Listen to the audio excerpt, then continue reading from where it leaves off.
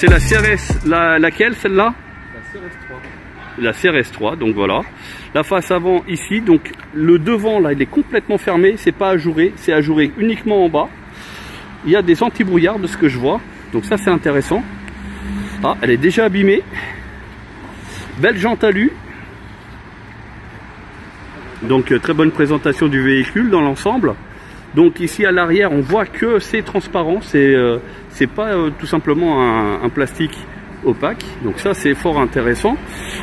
Donc c'est la CRS3. Au niveau de l'arrière on reconnaît un petit peu comme le MG ZSEV. Voilà, donc là je vous ai fait un tour complet du véhicule. Donc le coffre, allez on regarde quand même. Donc on est sur un coffre tout à fait correct, un petit peu moins profond que une éventuelle concurrence. Par contre ce que je vois c'est qu'il y a une galette roue de secours, on a un vrai kick, etc. Donc pour ceux qui recherchent absolument la sécurité, c'est jouable. Par contre, je constate aussi qu'il y a moyen de virer tout ça, de laisser dans le garage et du coup de gagner en profondeur d'environ un bon 10 cm, 10-12 cm de profondeur. Du coup, vous y gagnez un peu plus si ça redevient en fait comme les autres marques. Donc ça c'est intéressant. Voilà, les feux ils sont intégrés au coffre. Voilà. Et donc là ils referment. Nickel. Ouais, c'est un ZS. Donc la ligne, ça donne ça. Alors à l'ouverture, on a les réservoirs de liquide de refroidissement. Donc chez eux, il est jaune. Chez certains, il est rose. Donc ici, malheureusement, il n'y a pas de frunk. Ça, c'est dommage. Mais sinon, globalement, c'est sain, c'est propre. Là, une petite batterie normale. Donc si jamais vous avez un bug, une clé de 10, vous défaites une cosse. Et puis vous attendez 5 minutes, vous remettez. Et puis le bug, il est parti. Ça, c'est OK. Donc de la grosse plaque alu, c'est presque du artisanal, mais bon ce qui compte c'est que ça fonctionne. Voilà. Allez, on va aller monter à son bord. Alors on rentre à bord du véhicule, donc au niveau des touches, voilà, ça donne ça, ça on connaît. Au niveau des sièges, ils ont un beau petit dessin sympathique. Au niveau de l'intérieur, ça donne ça. Donc là je suis passager, le cockpit. Oh, magnifique. Ouais, tout est à bord, il n'y a pas de problème. Je vais fermer ma portière. Il faut que je mette ma ceinture parce que je pense qu'il va gueuler. Ça va hurler. D'accord. Tiens, tu peux nous montrer comment ça hurle? Ah bah si on s'attache pas. Elle démarre pas? Si. Si? Ah bon, alors moi je suis pas attaché, c'est volontaire. On est deux à pas avoir mis la ceinture. Ouais, là, je le vois. Et en plus on le voit là au niveau de l'écran. Je vois pas de quoi vous parlez. Donc mince, j'arrive pas à trouver. Voilà. Donc vous avez entendu, ça reste discret. Donc l'écran, est-ce qu'il est fluide ou pas? Ouah, c'est fluide, hein, ça va.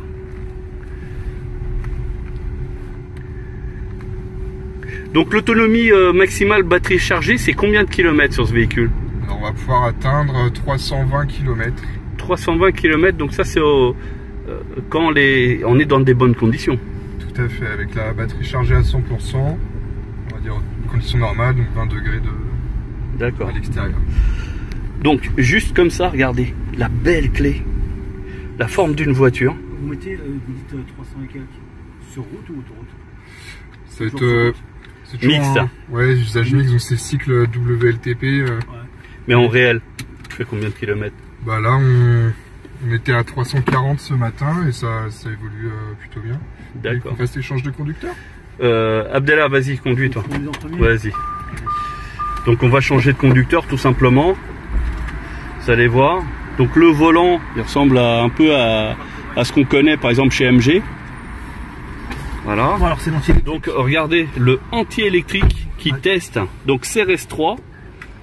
Donc les aérateurs type Mercedes. Qu'on retrouve sur donc les ça MG. c'est bien. On retrouve sur les MG. En fait on retrouve sur beaucoup de voitures électriques aujourd'hui, hein, je trouve. Parce qu'il y a aussi Baidi qui a ça. Et puis il y avait une autre marque. Voilà, à l'intérieur, ici, ça se présente comme ça. Siège chauffant, drive, caméra 360. Par contre, là, tu peux y aller, hein, c'est vert. Non, je regardais un truc, mais attends, parce que là, faut que je remette sur drive. Oui, alors pied sur le frein. Oui, Jean-Claude, c'est bon, on a compris. Et il doit y avoir le frein de parking. Ah, attends, appuie sur le frein. Non, appuie sur le frein, Voilà, et là maintenant accélère. Ah, trop tard. Ça doit être bon. Non, là, ah, il clignote, attends. Je rappuie sur le frein. Voilà. Ok. Donc, à droite. Alors, là, au niveau des définition caméra, franchement, c'est pas mal. Une très très bonne définition. Ok. Franchement,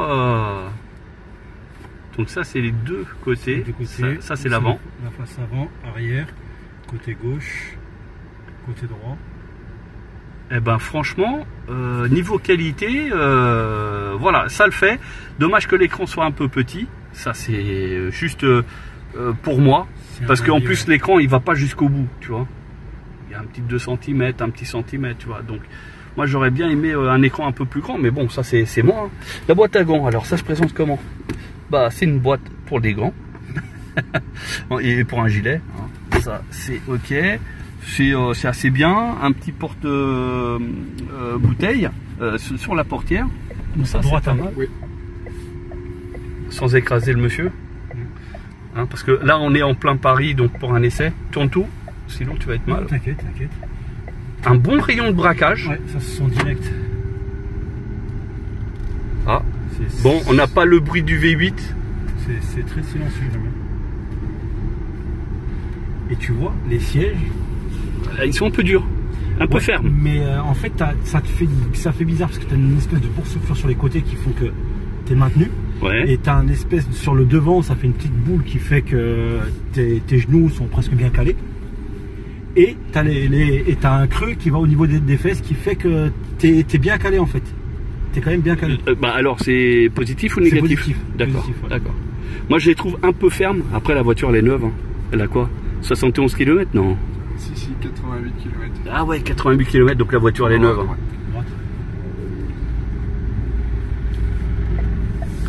Voilà, on est pas mal. Après ici, en termes de visibilité, je trouve que c'est pas mal aussi. Ma voiture. Par rapport à toi, pour le coup, quand tu conduis sur Paname, là, tu vois, il y a des barrières de partout. Et on voit bien. Droite. Bon, après, c'est pas mauvais. Après, l'écran, il est assez intuitif, donc ça, c'est bien. Donc là, j'ai appuyé sur Home, tout simplement. Est-ce que tu as de la régénération là-dessus? Bah, tu lâches l'accélérateur. J'ai tout lâché. Ouais, c'est léger, -7. Sur ton écran, tu as la puissance moteur. Ouais. Quand tu as les positives, c'est-à-dire que tu consommes de l'énergie. Et quand elle est négative, tu recharges. Mais on peut pas faire du forcé comme sur MG par exemple. On a. T'as pas une régénération au fait qui ils appellent ça le KERS, où en fait tu peux toi-même décider si elle doit recharger beaucoup ou pas. Alors on peut modifier ça dans les paramètres. Dans les paramètres. Ah d'accord, donc il faut aller dans les paramètres. C'est pas aussi rapide à modifier que. D'accord. Qu'un loquet qu'on aurait clac clac. Ouais, ça. Ouais. Des palettes au volant. Ouais. Je suppose à droite. À gauche. À gauche. On est parti sur une assez longue. Ah bah écoute, tant mieux. Bon bah niveau espace à bord, très intéressant. Regardez, je suis hyper loin. Il y a la Banque Populaire ici. Vincent il travaillait ici avant. Je connais. Ouais. Voilà, c'est. Donc, je suppose reprendre à gauche. Ouais, tout droit. Tout droit. Par contre, franchement, tu vas t'essayes de. Parce que si tu veux que je m'arrête, tu t'essayes, franchement, c'est super. Le volant est vachement fluide. Ouais, mais ça, c'est commun sur pratiquement toutes les électriques. Je sais pas. Après, là, la reconnaissance. Je présume, des panneaux. Oui. De la limitation de vitesse. Donc, ça, c'est. Ah oui, ça s'ouvre comme ça. Ah oui, d'accord. Donc, la boîte à gants comme ça. Ce truc-là qui se balade. Ça, c'est très bien vu. Ouais, c'est pas mal. Charge à induction? Oui. Ici. Sous la clé. Ouais, d'accord, c'est ce que j'avais pensé. D'accord, donc 2 USB, plus l'allume-cigare, donc ça c'est bien vu. Et puis après, ici, on a des touches d'accès direct, donc pour le son, la musique, ça ok, téléphone. quand on ralentit. Sauf que lui, tu vois qu'il est, quand il s'est garé. Hein. Qui vont arriver. Ça c'est activé parce qu'on avait dû l'activer plutôt. Il y a un bouton. Ouais, 360. Ouais, ça c'est pour désactiver. Bah du coup on va laisser. On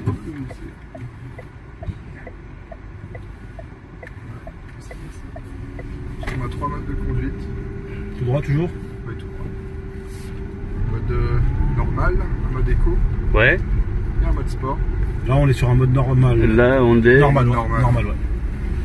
D'accord. Le mode éco il est un peu poussif quand on va démarrer sur au le feu départ rouge ou au stop. Ah, en fait, t'es pas limité en puissance au démarrage, c'est après que t'es limité, c'est ça?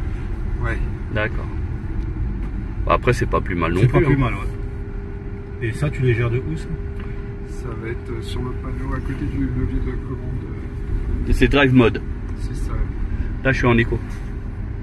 Donc ici, Drive Mode, vous choisissez éco, normal ou sport. Il n'y a pas mode neige. D'accord. C'est une traction ou propulsion? C'est une traction. D'accord. Donc on peut faire patiner les roues à l'avant et pas de perte de motricité lorsqu'il pleut dans les virages. Ça c'est bien. Entre autres. Le volant, voilà, fonctionnalité. Mais c'est pareil, les volants, je trouve qu'ils se ressemblent vachement. Tous, enfin. Ouais, ils se ressemblent tous. C'est pas une critique, hein, c'est une constatation qu'on a fait avec dans le salon aujourd'hui. Énormément de voitures en électrique se ressemblent. En fait, en intérieur, extérieur, beaucoup de technologies identiques. Hein, de plus en plus. Hein.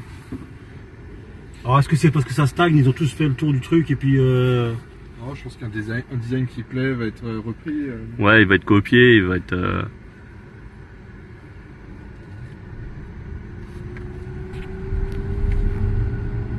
Du coup,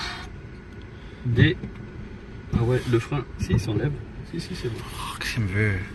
Tac. C'est madame qui arrête pas d'appeler. Alors.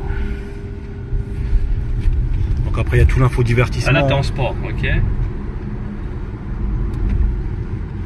je trouve que la régénération, on peut pas jouer. Ah si, tu m'as dit dans les paramètres. Tout à fait. Pour la régénération, parce que là, je trouve que ça fait. Ça fait pas frein moteur. Alors, mode, je vais le mettre en éco. Non, éco. On va voir ce que ça donne. Donc 283 km en éco, en sport. Ah non, il a pas bougé. Ton panneau.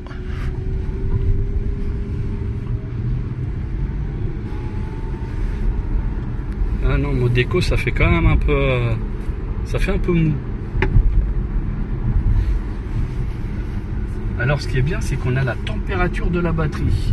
Ça, c'est l'une des voitures électriques dont je vois ça. C'est qu'ici, on a la jauge de la température de la batterie. Et là, on est à moitié. Donc elle peut aller jusqu'à moins 40 et plus 85. À savoir qu'à plus 70, ça devient critique. Hein.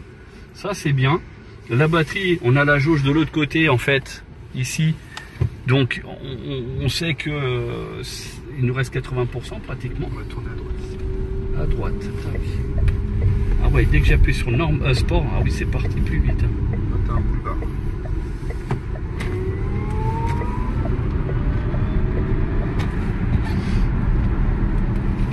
Tu vas un peu fort. Ça régénère pas trop. Hein.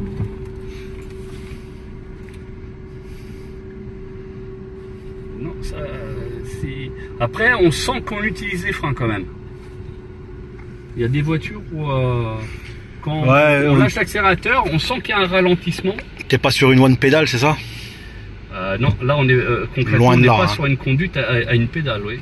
Non, on n'y est pas. Après, niveau finition du véhicule, franchement, on n'est pas mauvais. Hein. Là, c'est molletonné. Les boutons sont bien intégrés. Là, c'est un plastique un petit peu moussé. Non, c'est propre. Puis non, les bouches d'aération, elles sont sympas, mine de rien. Le volant en type alu, même si c'est pas en face. Eux, ils ont mis le range-lunettes. Ah, le range-lunettes, oui, ça hein, c'est intéressant. Contrairement à d'autres. Ah, il y en a, ils te font ça en option. Hein. Ah ouais, regarde, ça régénère rien. J'ai lâché, ça fait -1. Ça régénère rien en fait. Et ça, c'est dommage. Tu dois être en mode sport. Je suis en mode sport. Alors, attends, je vais mettre en mode normal.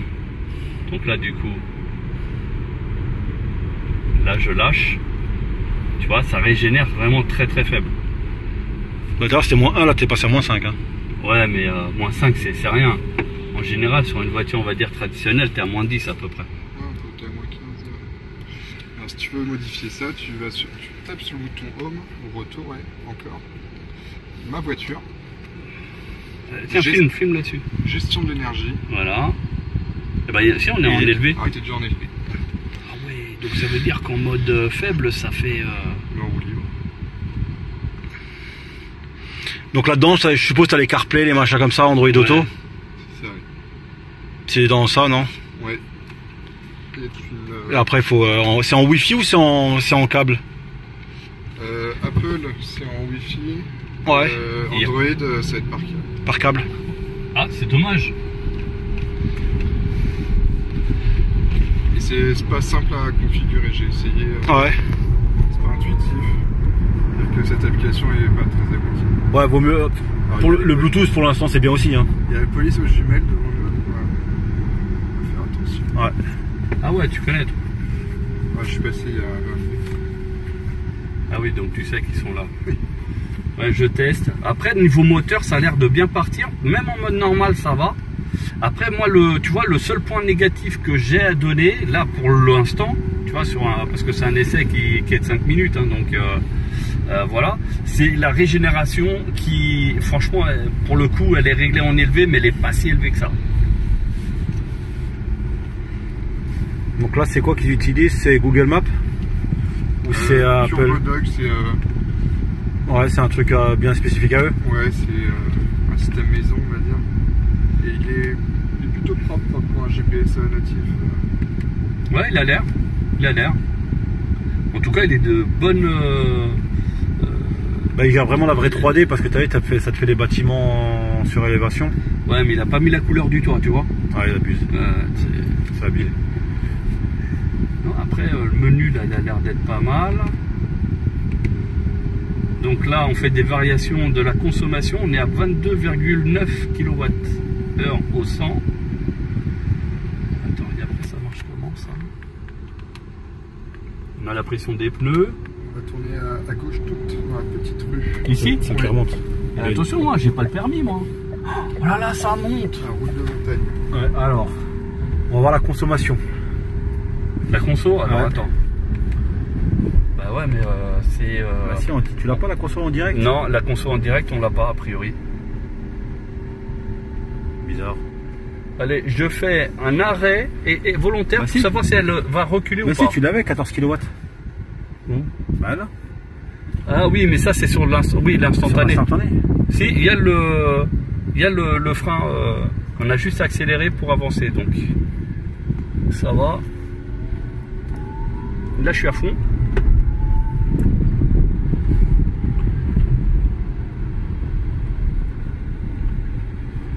Et après, tout droit ou à gauche? Non, tout droit. Voilà. Ah, il a même détecté qu'il y avait quelque chose, même en marche avant. Chose que certaines voitures ne font pas. Bon, bah, ça c'est bien. Non, ça c'est juste un design. Non, on sait jamais. Hein. Ouais, non, et là, c'est les sièges chauffants. À 3 niveaux. À 3 niveaux, pas ventilés. Non. Uniquement chauffant. Ça chauffe assez fort. Tac. Ça c'est le régulateur de vitesse normalement. Exactement. Mais sauf qu'il se mettra que à partir de 50 km/h. Ouais. Il marchera pas. Donc ça c'est bien.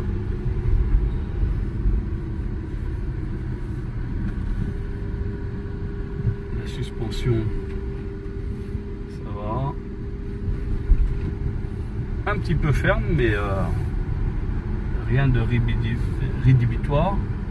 Ah, et on a ici des touches façon Toyota sur le côté du volant pour réglage des rétroviseurs. Ça c'est Toyota, ça. Même au niveau des commodos, c'est...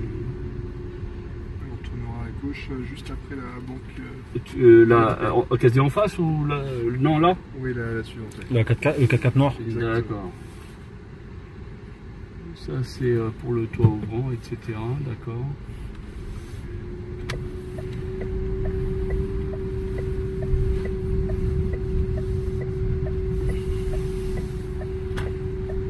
Là on entend bien le bruit de l'extérieur. Enfin le bruit typique là, comme quoi c'est une voiture électrique.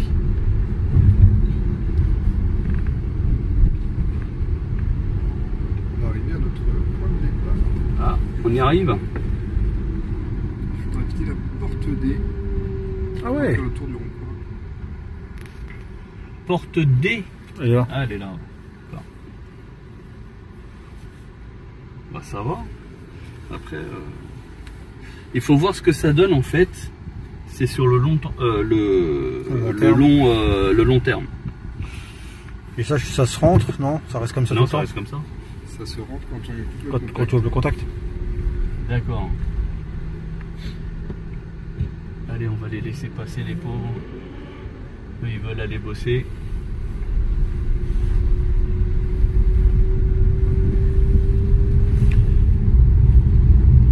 Non, après, je trouve que le volant il est agréable en main.